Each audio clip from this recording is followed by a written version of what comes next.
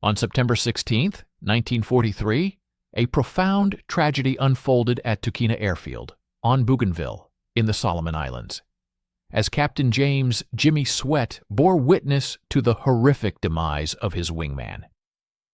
The F-4U Corsair, a marvel of aerial engineering, plummeted into the dense jungle below, leaving a thick plume of black smoke in its wake, the pilot's final, desperate cry abruptly silenced. This devastating incident marked the third aircraft VMF-213 had lost within a single week, not due to the tactical superiority of Japanese aircraft, nor to some unforeseen mechanical malfunction, but rather to the critical and perplexing issue of wasted ammunition. Captain Sweat's own gun camera footage provided a stark and unvarnished account of the harrowing reality faced by Marine pilots. He recounted expending a staggering 400 rounds at a Japanese Zero from a distance of 300 yards, observing with chilling clarity how his tracers harmlessly danced around the enemy aircraft, above, below, and to both flanks. It was a perfect, deadly embrace of fire that somehow left the intended target untouched. The Zero, miraculously unscathed, made its escape, leaving Sweat's gun spent and useless. A mere 2 minutes later, that very same enemy aircraft exacted its revenge, shooting down his wingman in a horrifying display of aerial combat. The statistics emerging from Marine fighter squadrons operating in the South Pacific painted a truly catastrophic picture. Despite the F-4U Corsair's undeniable advantages in terms of speed and sheer firepower, Marine pilots were achieving a dismal 3.2-1 kill ratio against their Japanese counterparts. Each Corsair was armed with 6 formidable 50 caliber Browning M2 machine guns, loaded with a total of 3,000 rounds of ammunition, sufficient for approximately 25 seconds of continuous fire.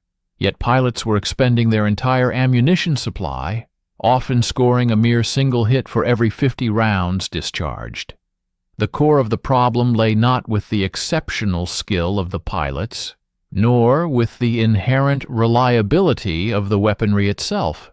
The critical flaw resided in the gun harmonization, the precise point at which the trajectories of all 6 gun bullets were designed to converge. Factory specifications mandated this convergence at a distance of 1,000 feet. At such an extended range, the bullets spread across a vast 30-foot circle. Considering that Japanese Zeros measured 29 feet across their wingspan, pilots were effectively attempting to thread an impossibly small needle at speeds exceeding 300 miles per hour. Marine Fighter Squadron 213, famously known as the Hellhawks, tragically held the unenviable distinction of possessing the worst ammunition-to-kill ratio in the entire Pacific Theater, expending an astonishing 890 rounds for every confirmed enemy aircraft destroyed. At this unsustainable rate, the squadron faced the grim prospect of depleting its ammunition reserves long before it could neutralize the Japanese threat. Major Gregory "Pappy" Boyington, a distinguished figure visiting from VMF 214, watched Captain Sweat's gun camera footage with a look of profound dismay. "You're shooting at ghosts," he remarked, his voice heavy with concern. "Your bullets are everywhere except where the enemy is. After 2 or 3 paragraphs, ask us to stay with us and watch the end of the video. We will be grateful for your like and subscription." What Captain Sweat, and indeed all his fellow pilots, remained oblivious to at that critical juncture was that a 26-year-old aviation ordnance man, a man without the benefit of a college degree or any formal engineering training, was scrutinizing the very same footage within the confines of the maintenance tent. This individual, a sergeant who had enlisted in the Marine Corps as a means of escaping the pervasive grip of the Great Depression, held a position primarily focused on the loading of ammunition and the meticulous maintenance of firearms, a role far removed from the complex realm of redesigning weaponry. His name was Staff Sergeant Michael "Mickey" McCarthy, and his audacious and seemingly insane modification was poised to irrevocably transform the F-4U Corsair into the most lethally effective fighter aircraft in the Pacific. The pervasive issue of gun convergence plagued every fighter pilot in every air force across the globe. However, within the brutal context of the Pacific theater, this particular problem was directly responsible for the mounting casualties among Marine personnel. Gun harmonization, the intricate process of adjusting the inward angle of wing-mounted guns, had been a standard operational practice since the dawn of World War I. The fundamental principle involved mounting guns within the wings, angling them subtly inward so that at a predetermined point in front of the aircraft, all bullets would ideally converge into a single, devastating impact zone. The theory dictated that if a pilot engaged an enemy aircraft as it traversed this convergence point, all 6 guns would strike simultaneously, delivering an overwhelming and destructive volley. The persistent challenge, however, lay in precisely locating and exploiting this elusive sweet spot. The factory specifications for the F-4U Corsair stipulated a gun convergence setting of 1,000 feet. The engineers at Vought Aircraft had based this decision on what they considered sound reasoning.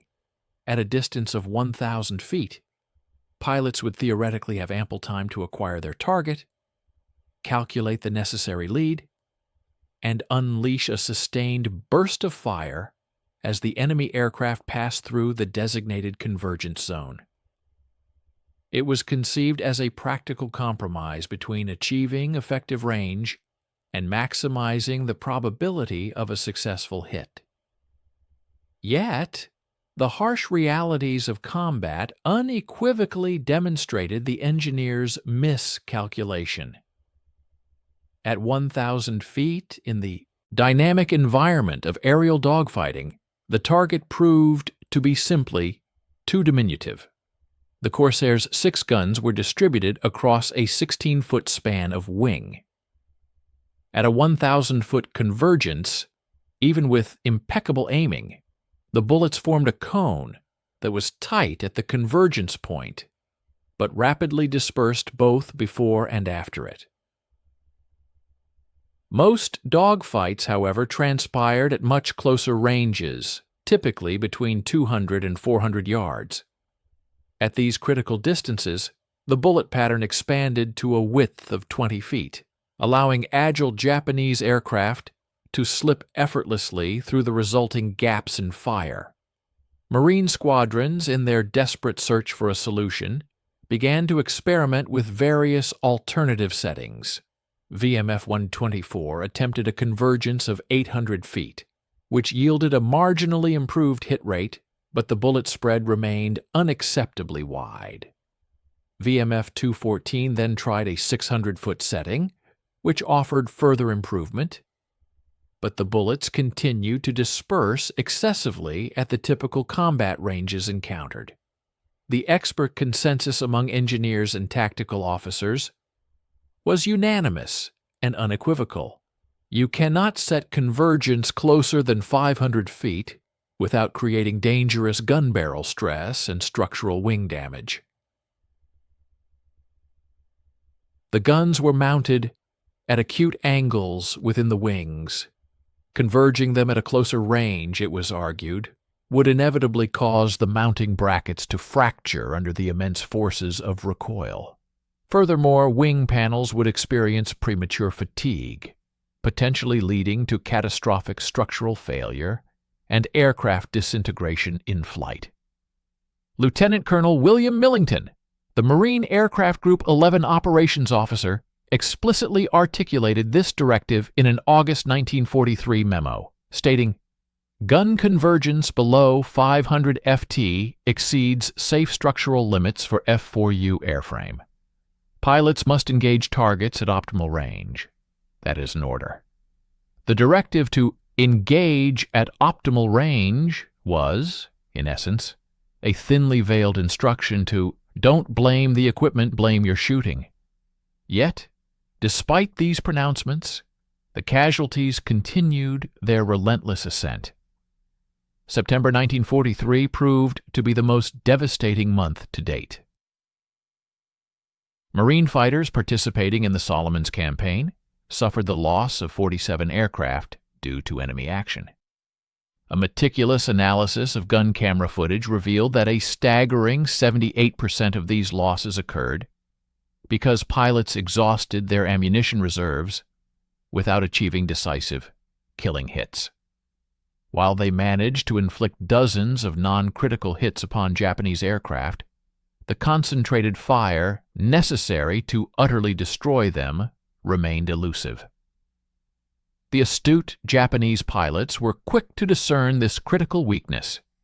Intercepted radio transmissions, diligently translated by Navy intelligence, included a telling exchange from September 12, 1943. "The Corsairs are fast, but their shooting is weak. Their bullets scatter like rain. Stay close. They cannot hit accurately. When their gun's empty, attack." The Japanese were deliberately employing a cunning tactic, baiting Corsairs into expending their precious ammunition only to then launch devastating counterattacks when the Marines found themselves defenseless. The profound implications of this issue extended far beyond individual squadrons. The entire Solomon Islands campaign hinged precariously on achieving and maintaining air superiority. Without it, the Navy would be unable to provide crucial support for amphibious landings. The vital island-hopping strategy would grind to a halt. The war in the Pacific would be prolonged by years, and casualties would inevitably multiply exponentially. General Roy Geiger, commander of the 1st Marine Aircraft Wing, addressed his squadron commanders with palpable urgency on September 14, 1943. "We have the best aircraft in the theater. We have the best pilots. We are losing because we cannot hit what we shoot at. I need solutions now." No one seemed to possess the answers. The guns functioned perfectly. The ammunition was reliable. The pilots were undeniably skilled, and the aircraft were exceedingly fast. Yet none of these advantages mattered if the bullets failed to strike their intended targets. The U.S. Marine Corps desperately needed a miracle. And that miracle was about to arrive in the unassuming form of an ordnance man armed with a wrench. Staff Sergeant Michael "Mickey" McCarthy, born on March 8, 1917 in South Boston, Massachusetts, hardly embodied the typical image of a problem solver.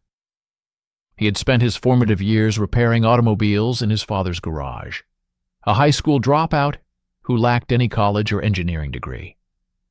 McCarthy had joined the Marines during the throes of the Great Depression, drawn by the promise of steady pay and 3 meals a day.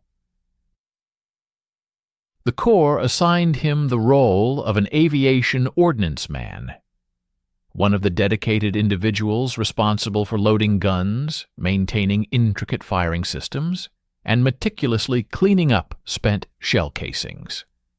By September 1943, McCarthy had served with VMF 213 for 8 months, distinguishing himself as exceptionally proficient in his duties.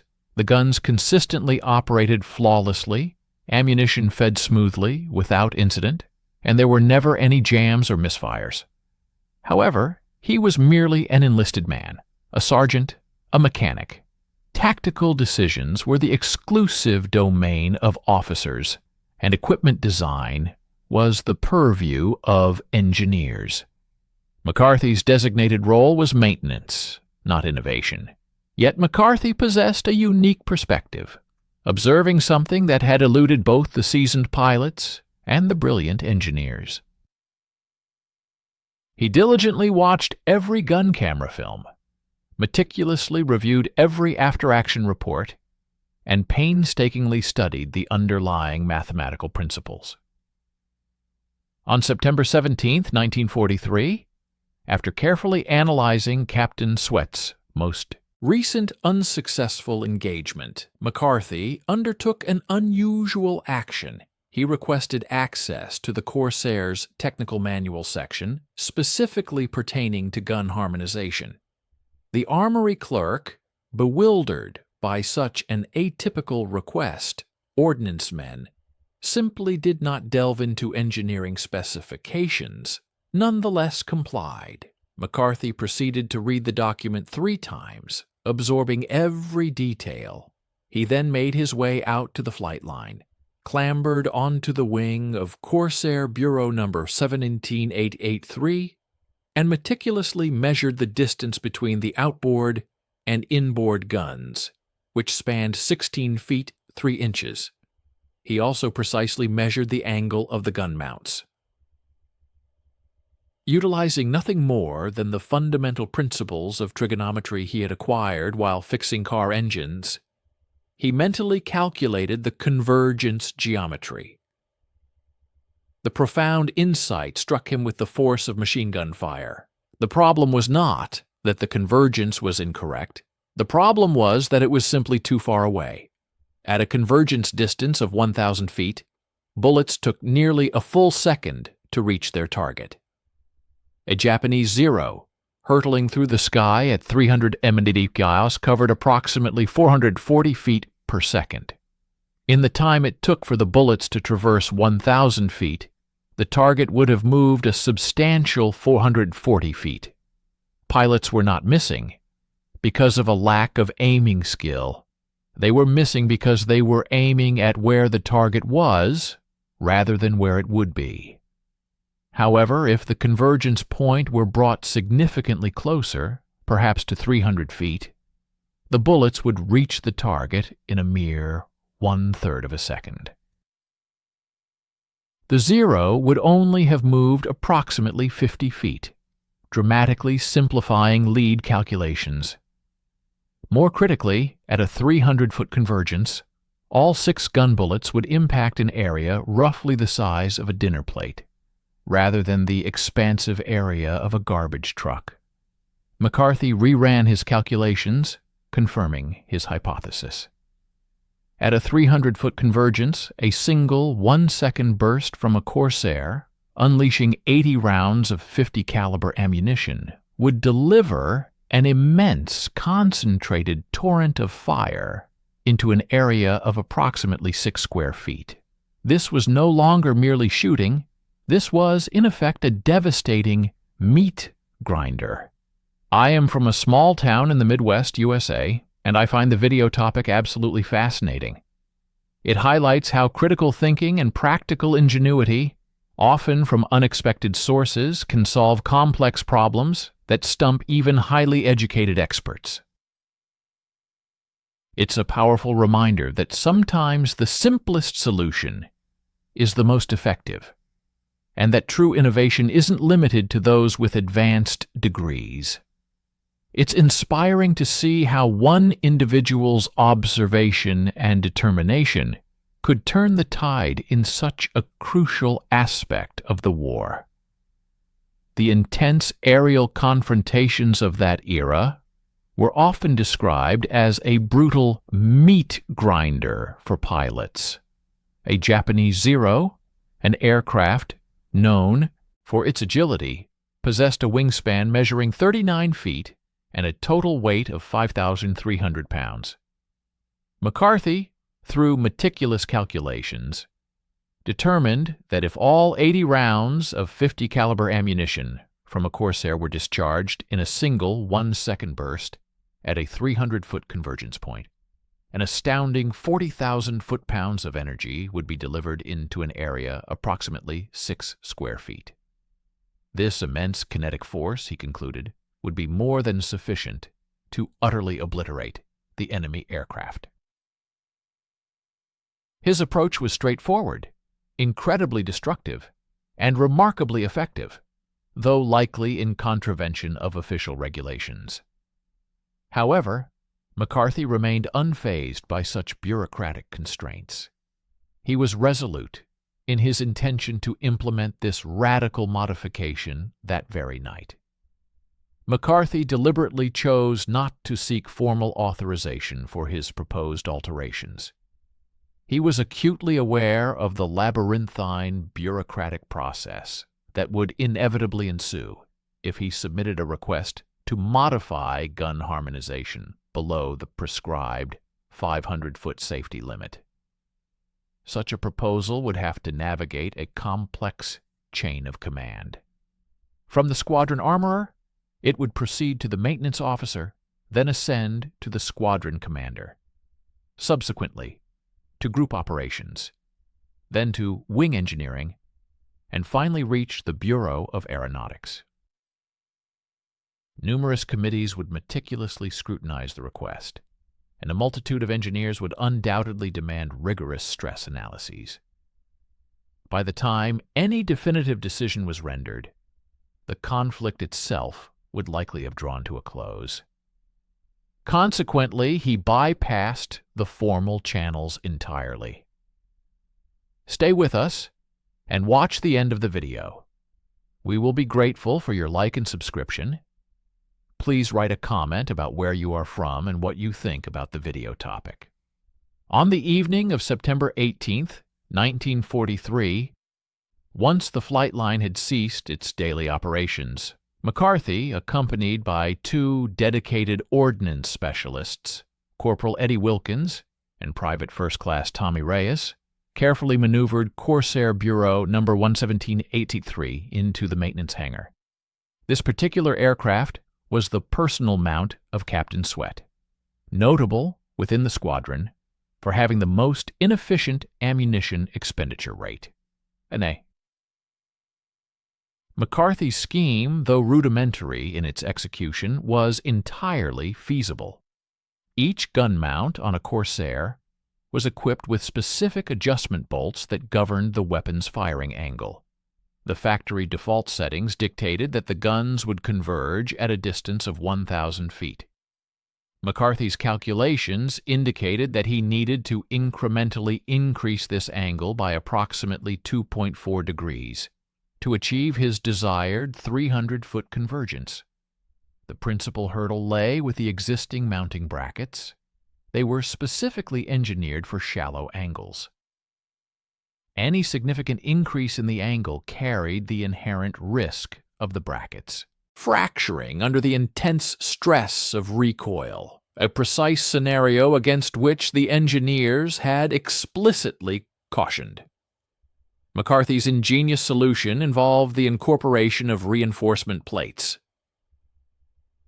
He meticulously cut quarter-inch thick steel from a damaged wing panel, painstakingly shaped it using a file and hacksaw, and then expertly welded these reinforcement brackets onto each gun mount.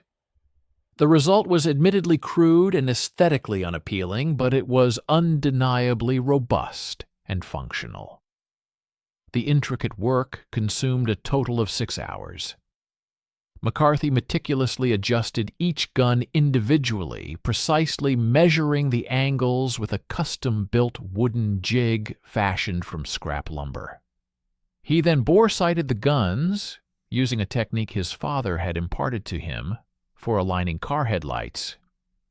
A target frame was positioned at an exact distance of 300 feet. Each gun was adjusted until its barrel pointed directly at the center of the target and then securely locked into place. By Oro 400 hours, on September 19th, all 6 guns were perfectly harmonized to converge at 300 feet. McCarthy conducted a live test fire, discharging 20 rounds per gun into the vast expanse of the ocean. The newly installed reinforcement brackets held steadfastly, showing no signs of cracks or structural degradation. The modifications were a resounding success. That morning, Captain Sweat arrived on the flight line, preparing for his routine morning patrol. He paused at his Corsair, his gaze fixed upon the gun barrels.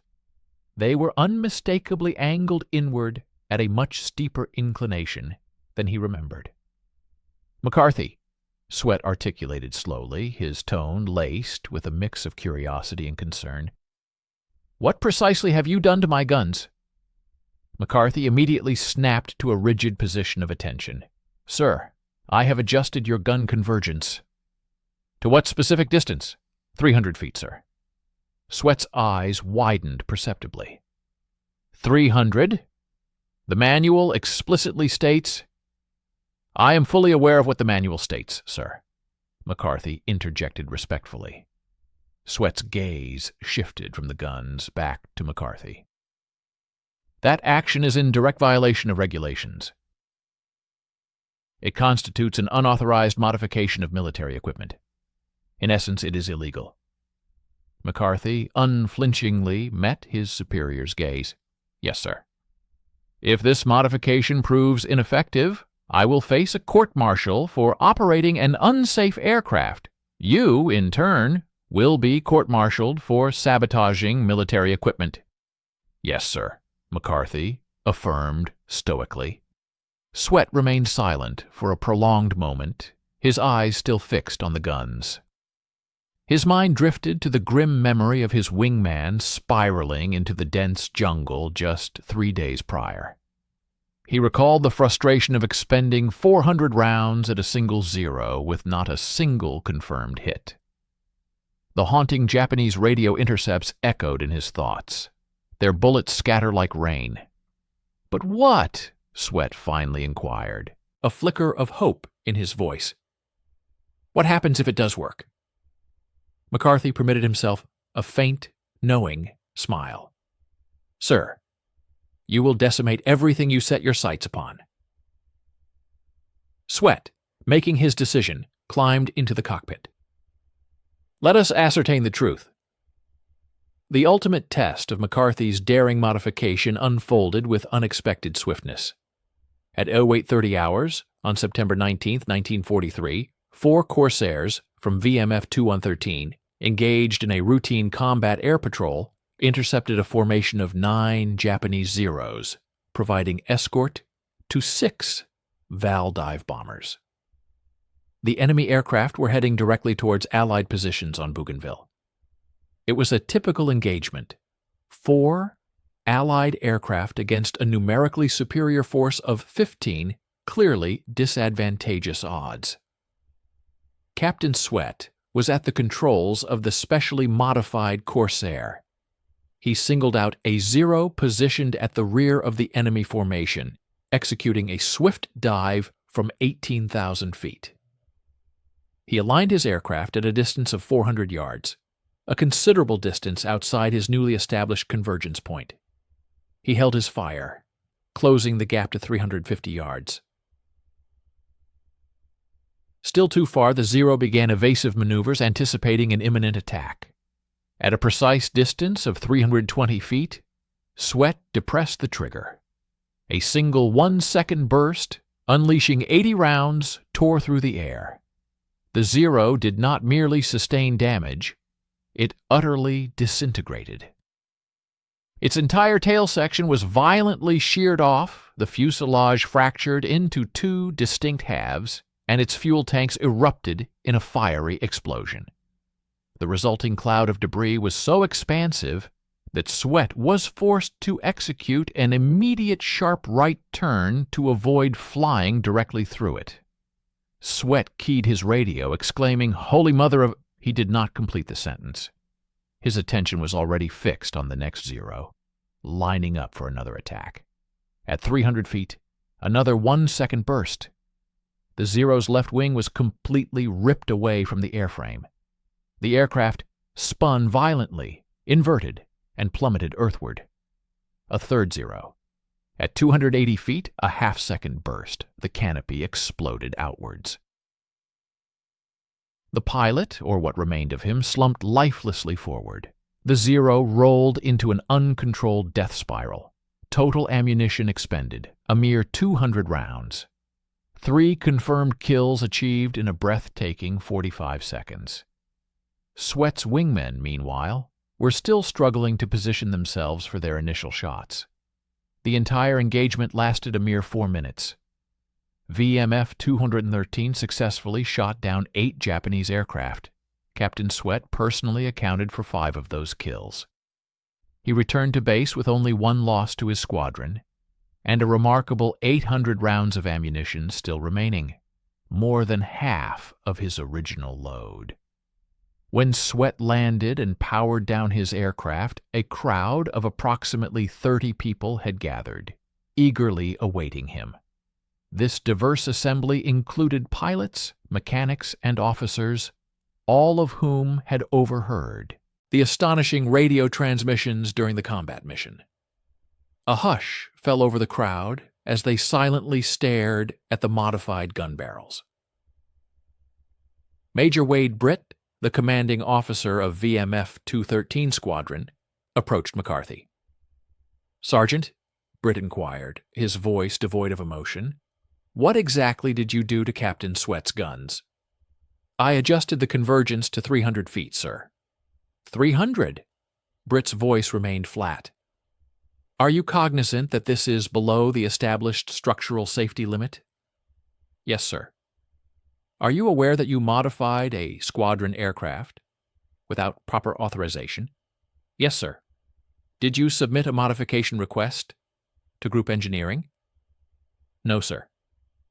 The hangar erupted into a cacophony of voices. Lieutenant Colonel Millington, the operations officer, who had authored the very memo prohibiting gun convergence below 500 feet, forcefully pushed his way through the assembled throng. "This is a direct and blatant violation of my orders. You absolutely cannot set convergence at 300 feet. The mounting brackets will fail. The wings will inevitably develop stress fractures. This aircraft is unequivocally unsafe for flight." Major Britt calmly raised a hand, commanding silence. "The aircraft just successfully completed a combat mission." "One single flight proves absolutely nothing," Millington retorted, his voice rising in exasperation. "Stress fractures develop over time. This sergeant has recklessly endangered lives and flagrantly violated—" Captain Sweat interjected, cutting him off. "Sir, I just shot down 5 Japanese aircraft with a mere 200 rounds. Prior to today, I needed 400 rounds to perhaps achieve a single hit. But that's not even the crucial point. I still have 1,800 rounds remaining. I could have easily accounted for 10 more kills." "The fundamental point," Millington insisted, "is that regulations exist for paramount safety reasons." Another pilot, Lieutenant Robert Hansen, stepped forward, his resolve evident. "Sir, I respectfully request permission to have my guns modified in the identical manner." "Denied," Millington stated emphatically. "Sir," Hansen persisted, his voice tinged with desperation, "we are perishing out there because we cannot hit anything. McCarthy has just conclusively proven—" "McCarthy has proven nothing," Millington thundered, "except that enlisted men believe they are engineers." The argument swiftly escalated into a heated debate. Half of the pilots present were vociferously demanding the immediate implementation of the modification. Conversely, the engineering officers were vehemently citing structural limitations, safety regulations, and the inviolable chain of command. Someone was heard shouting about court-martials, while another passionately argued about improved kill ratios. Major Britt allowed the impassioned arguments to continue for precisely 2 minutes. Then, he emitted a sharp, piercing whistle. An immediate and profound silence descended upon the hangar. "Sergeant McCarthy," Britt inquired quietly, his gaze fixed on the ordnance man. "Sir, is it within your capability to modify every corsair in this squadron by tomorrow morning?" Millington exploded in outrage. "You absolutely cannot authorize." Major Britt interrupted him, his voice firm. "With all due respect, Colonel, I am not seeking your permission. I am simply asking McCarthy if he can accomplish it." "If you proceed with this insubordination," Millington threatened, his face flushing crimson, "I will personally report it to General Geiger." "Good," Britt responded calmly. "That will save me the trouble." He then turned his attention back to McCarthy. "Sergeant?"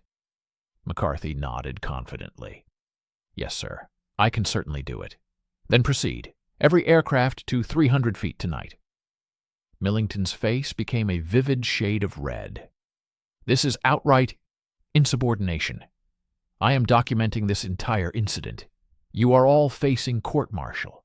Britt met his gaze directly. "Colonel, if it works, then court-martial me." "If it doesn't work, the Japanese will undoubtedly kill us anyway. Either way, McCarthy's plan is going forward." This pivotal moment marked a profound shift in the established order. A single sergeant, armed with a wrench and an unwavering conviction, had effectively challenged and defied the entire military engineering bureaucracy, solely because he possessed the practical knowledge of what would truly be effective in combat. McCarthy and his dedicated ordnance crew toiled tirelessly throughout the night of September 19th into the early hours of September 20th, 1943. By dawn, every single flyable Corsair within VMF 213, a total of 22 aircraft, had its guns precisely harmonized to converge at 300 feet. The Japanese forces remained blissfully unaware of the devastating new reality that was about to descend upon them.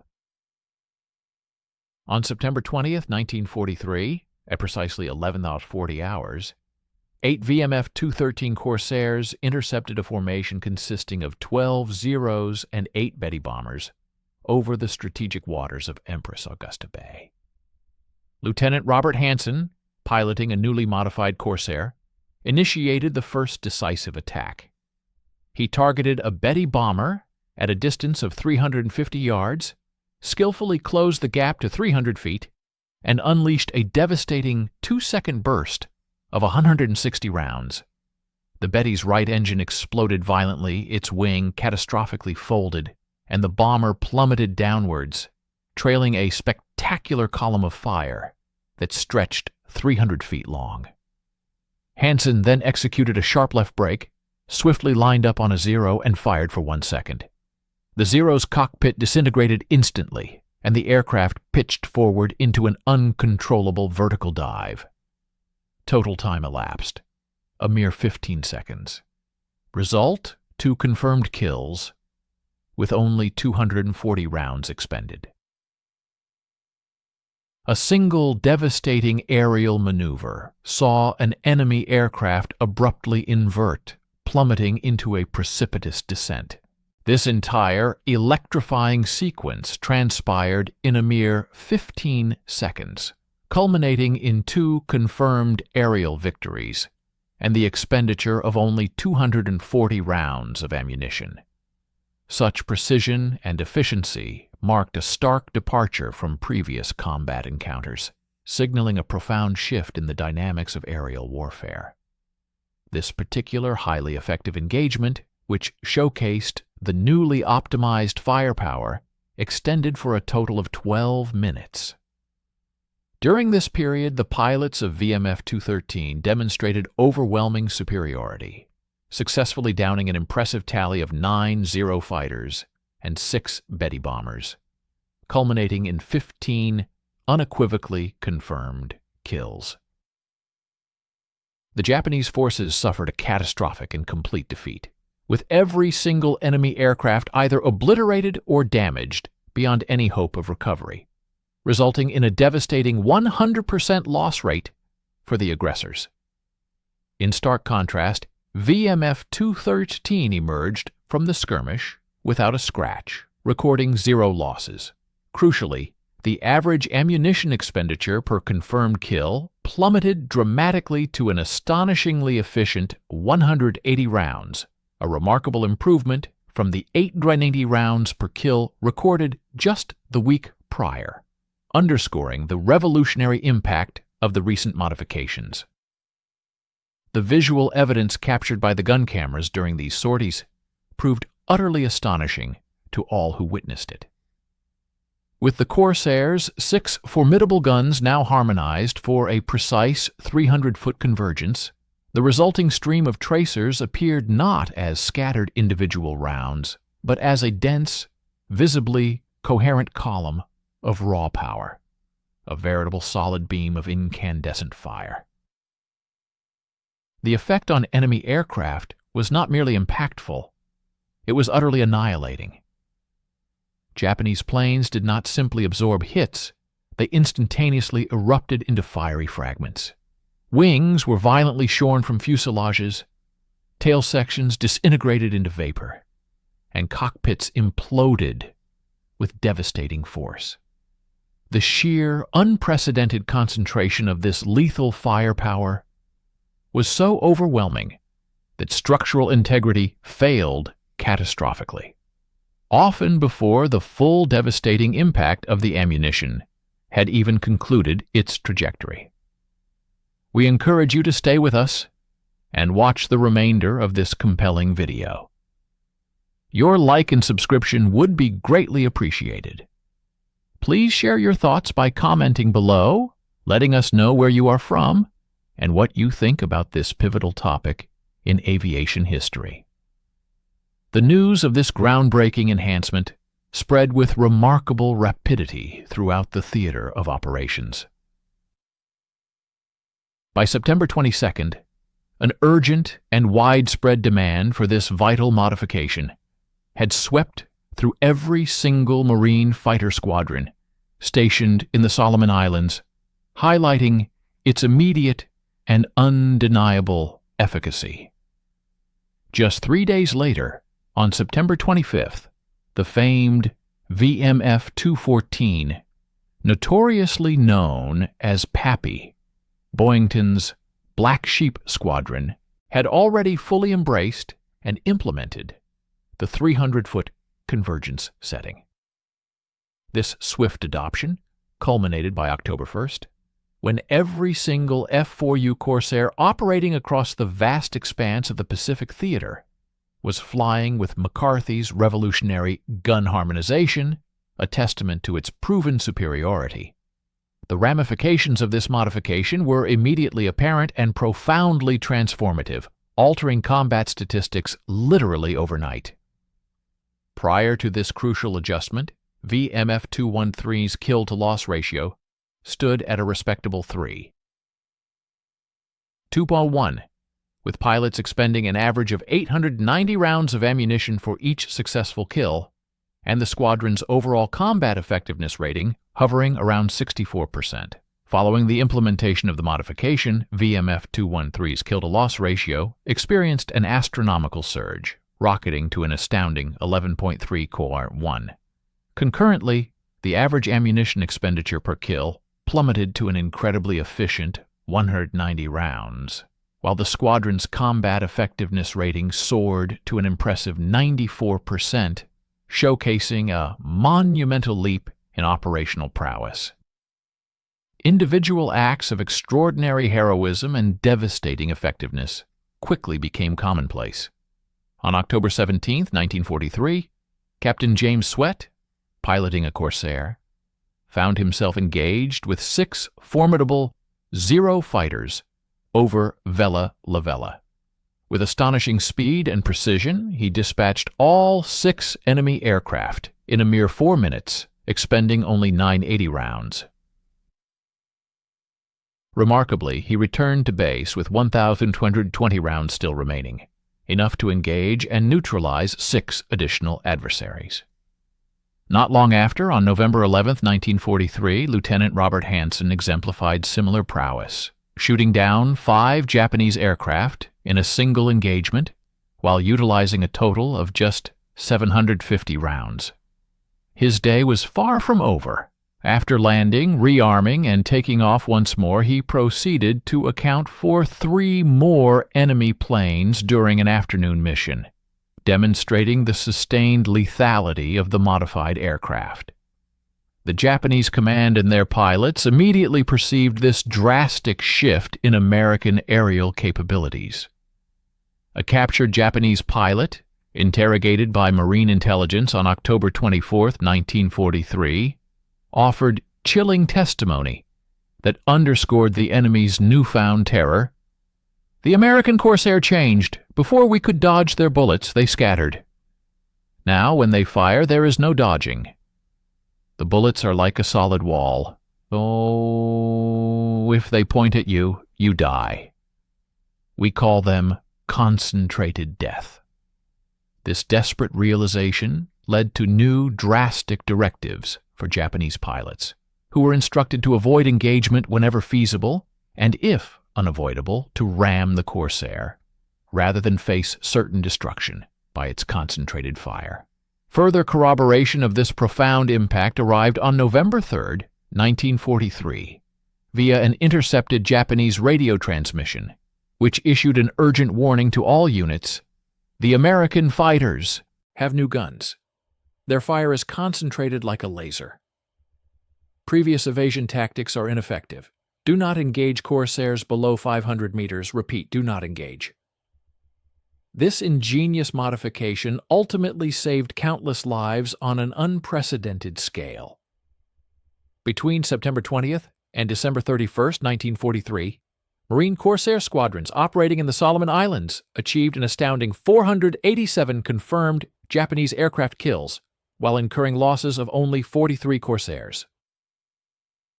This yielded a remarkable kill ratio of 11.3:1, a figure that precisely mirrored the F-4U Corsair's overall World War II performance, highlighting the immediate and sustained impact of the change. Furthermore, ammunition efficiency experienced a staggering improvement of 368%. This meant that Marine pilots were consistently able to complete their demanding missions with rounds still remaining, a significant departure from previous encounters where they frequently found themselves Winchester or completely out of ammunition, thereby becoming dangerously vulnerable. Consequently, pilot survival rates experienced an extraordinary surge. Prior to the implementation of the modification, Marine fighter pilot losses averaged a grim 4.7 killed in action per week. Following the adjustment, this tragic figure plummeted to a mere 1.2 per week. The 300-foot convergence did not simply enable pilots to destroy more enemy aircraft, it fundamentally empowered Marines with a critical tactical advantage, allowing them to disengage from combat when outnumbered. Secure in the knowledge that they could kill efficiently and conserve precious ammunition for vital defensive maneuvers, thereby enhancing their chances of survival. On January 3, 1944, Major Gregory "Pappy" Boyington, flying a Corsair equipped with McCarthy's essential modifications, achieved his 28th Japanese aircraft kill, an accomplishment that tied the legendary World War I record set by Eddie Rickenbacker. Boyington unequivocally attributed his phenomenal success directly to the gun modification. He famously stated, "Before McCarthy's fix, I was a good pilot with mediocre results. After McCarthy's fix, every trigger pull was a kill. That modification made me an ace." His words powerfully underscored the transformative effect of the improved gun harmonization on individual pilot performance and overall combat effectiveness. Official recognition of the 300-foot convergence as standard practice for all F-4U Corsairs finally arrived on February 18, 1944, when the Marine Corps formally adopted the setting. Intriguingly, the very Bureau of Aeronautics Engineers, who had previously dismissed the idea as structurally impossible, conducted belated stress tests. Their findings concluded that the reinforcement brackets, ingeniously designed by McCarthy, actually enhanced the wing strength of the Corsair under the strenuous conditions of combat loading. The subsequent modification manual, published in March 1944, was officially credited to the Buer engineering staff, conspicuously omitting McCarthy's name. Despite this glaring oversight, he remained a sergeant, an ordnance man, diligently loading ammunition on the flight line. Yet the pilots, the men whose lives depended on his ingenuity, knew the truth. In December 1943, at the VMF 213 Squadron Christmas party, Captain James Swett, who had by then amassed 15.5 confirmed kills, all scored after McCarthy had meticulously modified his guns, rose to deliver an impassioned speech. "Most of you don't know Mickey McCarthy," he began. "He's not a pilot. He's the guy who loads our bullets and tightens our gun bolts. But I'm alive right now because Mickey ignored orders and did what was right instead of what was authorized. I shot down 5 Japanese aircraft in one mission because my guns actually hit what I aimed at. Every pilot in this squadron owes their life to a sergeant who thought he knew better than the engineers. Turns out he did." Swett then raised his glass in a heartfelt toast to Mickey McCarthy, the deadliest Marine who never pulled a trigger. The room erupted in a thunderous wave of applause. McCarthy, visibly embarrassed by the sudden spotlight, stood humbly in the back, waving them off. "I just adjusted some bolts," he muttered, downplaying his monumental achievement. Yet those adjusted bolts undeniably saved approximately 800 Marine lives in a mere 4 months. One modification, 800 lives saved. The formidable Corsair fighter, already a capable aircraft, was transformed into the most lethal machine in the Pacific theater, all because a courageous sergeant dared to challenge and ultimately surpass the wisdom of established experts. Despite his profound and undeniable contribution, Staff Sergeant Michael McCarthy never received formal recognition from the Marine Corps. There was no distinguished medal ceremony, no well-deserved promotion to officer rank, nor any commendation entered into his official service record. The official Bureau of Aeronautics modification manual instead attributed the 300-foot convergence design to the collective efforts of engineering staff analysis and field testing, ensuring McCarthy's name remained conspicuously absent. Yet, by all accounts, he appeared remarkably unfazed by this glaring oversight. Following the cessation of hostilities, McCarthy honorably mustered out of the service in December 1945 and quietly returned to his hometown of Boston. There, he embarked on a civilian life, establishing a garage where he diligently repaired automobiles and eventually married a school teacher named Helen. He rarely, if ever, spoke of his wartime experiences. When inquisitive customers occasionally inquired if he had performed any significant duties in the Marines, he would simply shrug, offering the understated reply, "I loaded ammunition, nothing special." However, the pilots who had flown his expertly modified Corsairs harbored a distinctly different understanding. Captain James Swett, who ascended to the status of a Marine Corps legend with 15.5 confirmed kills, had been awarded the Medal of Honor for valorous actions on April 7, 1943, notably before McCarthy's pivotal modification. Yet in his 1989 memoir, Swett penned a powerful and candid reflection. "I'm credited with shooting down 15.5 Japanese aircraft. People call me an ace, a hero, a tactician. The truth is simpler. I had a plane with guns that worked the way they should have worked from the beginning. A sergeant nobody's heard of made that happen. Mickey McCarthy made me an ace. He made all of us aces. The Marine Corps should have given him the Navy Cross. Instead, they gave him nothing. That's not right. Lieutenant Robert Hansen, a formidable ace who had accounted for 25 Japanese aircraft before tragically being killed in action on February 3, 1944, also articulated his profound gratitude in a letter to his family in January 1944. He wrote, "There's a sergeant in our squadron who changed everything. He adjusted our guns so they actually hit what we shoot at." Sounds simple, but it's the difference between living and dying up here. If I make it home, I'm going to find that sergeant and buy him a drink. Poignantly, Hansen never made it home to fulfill that promise. The 300-foot gun convergence, a principle pioneered by McCarthy, subsequently became the undisputed standard for every U.S. fighter aircraft throughout the remainder of World War II. Iconic planes such as the P-51 Mustang, the P-47 Thunderbolt, and the P-38 Lightning all adopted analogous convergence settings directly informed by McCarthy's groundbreaking field modifications. Post-war analyses consistently credited this tighter convergence with a significant improvement in overall USAF fighter kill ratios, boosting them by an impressive 34%. Even today, modern U.S. military fighter aircraft continue to employ the fundamental principle McCarthy discovered, prioritizing the concentration of firepower at close combat ranges rather than optimizing for dispersed long-range engagement.